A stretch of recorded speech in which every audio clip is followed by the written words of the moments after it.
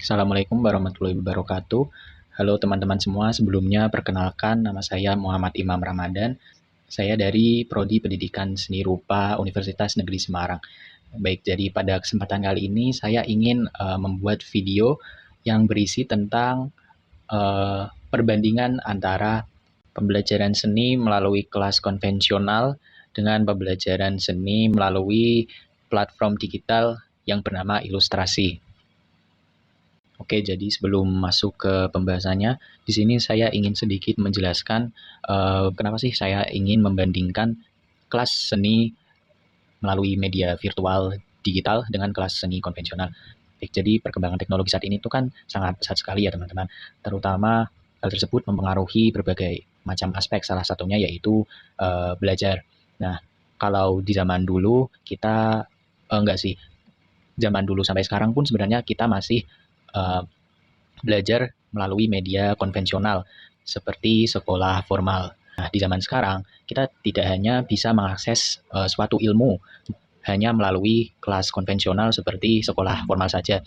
Kita juga bisa mendapatkannya melalui media-media digital seperti internet atau sejenisnya. Nah, salah satunya yaitu seperti platform virtual yang bernama Ilustrasi. Oke, baik, selanjutnya kita masuk ke pembahasan yang kedua, yaitu tentang pembelajaran seni melalui media virtual Ilustrasi. Nah, jadi namanya sendiri itu memang ilustrasi ya teman-teman. Lalu ilustrasi ini sendiri didirikan oleh Dion MBT kalau saya searching dari Google. Beliau sendiri adalah co-founder dari ilustrasi itu sendiri. Mungkin kalian pernah melihat wajah dari beliau ya, mungkin di Instagram atau YouTube mungkin, yang sering membagikan tutorial-tutorial tentang seni dan semacamnya. Nah, jadi ternyata ilustrasi ini sendiri itu tidak hanya memberi video-video tutorial seperti yang ada di YouTube ataupun IG. Mereka itu ternyata juga membuka kelas virtual online seni untuk pembelajaran seni.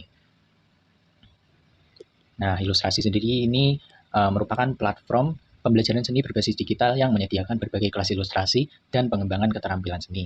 Dalam proses pembelajarannya, Ilustrasi menggunakan media digital seperti Google Meet, YouTube, Discord, Instagram, dan LMS. Nah, yang menarik, peserta dari kelas ilustrasi ini tidak hanya menerima materi saja, tapi juga mengerjakan proyek, mendapatkan umpan balik dari mentor, lalu serta saling berinteraksi antar sesama komunitas yang belajar di sana juga. Nah, berdasarkan hasil penelitian disertasi yang saya gunakan, Ilustrasi sendiri itu dirancang untuk memberikan pengalaman belajar yang lebih fleksibel sesuai kebutuhan dan minat masing-masing peserta. Nah, itu tadi dari Nah, itu tadi penjelasan singkat dari kelas virtual Ilustrasi.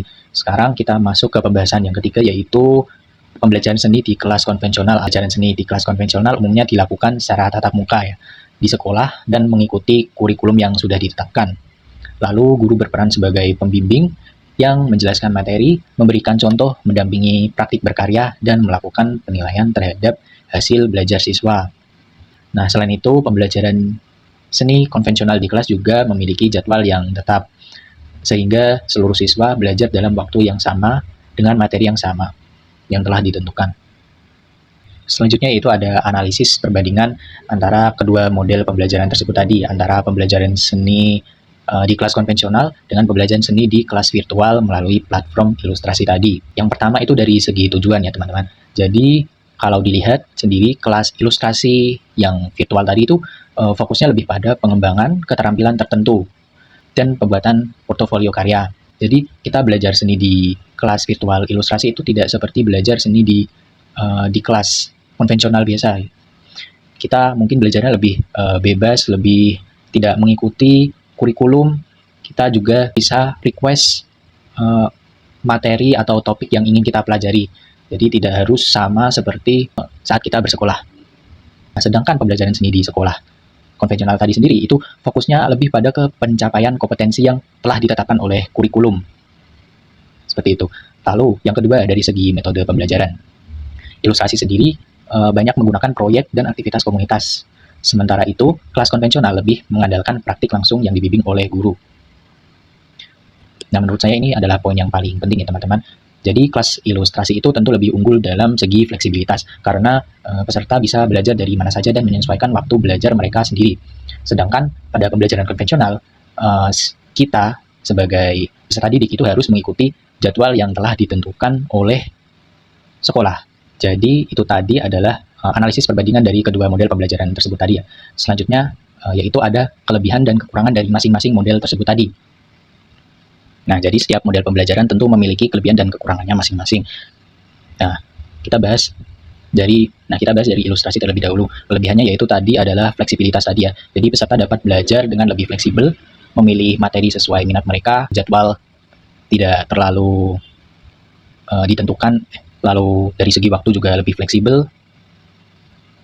Selain itu juga peserta juga memiliki kesempatan untuk membangun portofolio yang dapat digunakan untuk kebutuhan profesional.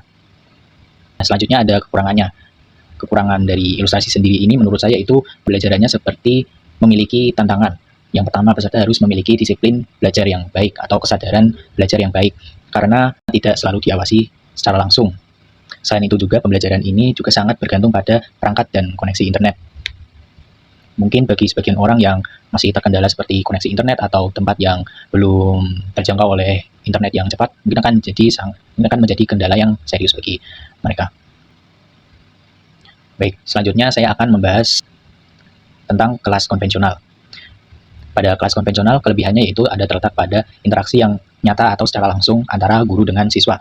Nah, guru dapat memberikan arahan dan pendampingan secara lebih efektif, cepat ketika siswa mengalami kesulitan.